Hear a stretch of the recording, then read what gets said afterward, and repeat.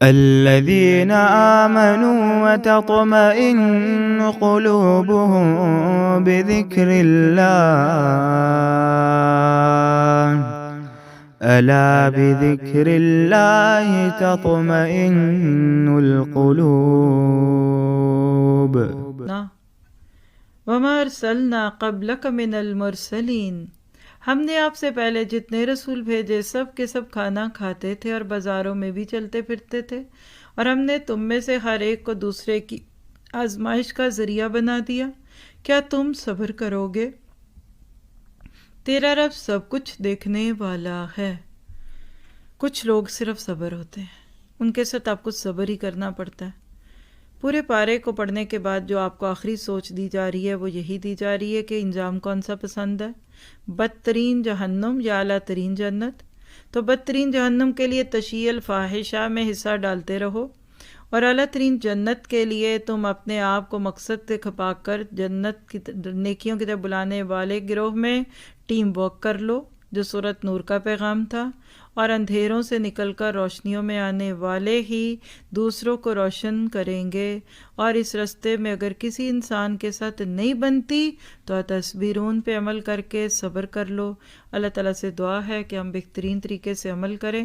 چونکہ اس میں کردار سازی کی بات تھی تو علامہ اقبال کے اشعار: قرآن میں ہو غوطہ زن اے مرد مسلماں، اللہ کرے تجھ کو عطا جدت کردار۔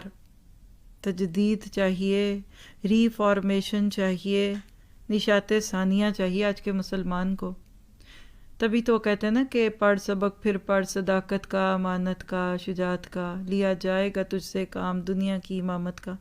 اگر آپ میں ورلڈ لیڈر بننا چاہتے ہیں، ہماری نسلیں اندھیروں سے بچیں بلکہ دوسروں کو نیکیوں پہ لیں، تو آج سے اپنی پیرنٹنگ کو بہتر کیجئے، کردار سازی پہ زیادہ توجہ دیں۔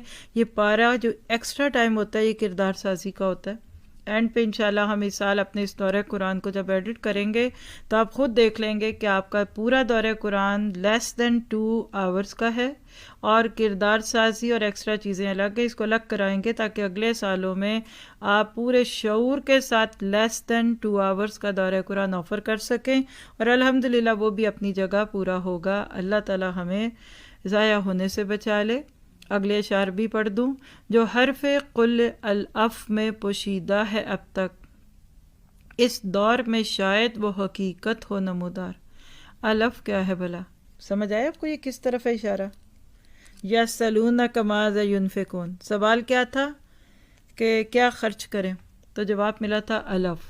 یعنی جب امت مسلمہ صرف الف کے درجے پہ جیے گی نا، جب ان کو اپنی زندگی کے سابقے لاحقے ہٹا کر صرف ضروریات کی زندگی پہ جینا آ جائے گا، تو کردار سازی کے بعد یہ وقت آئے گا اور پھر دنیا میں امت کو ابھرنے سے کوئی نہیں روک سکے گا۔ جزاک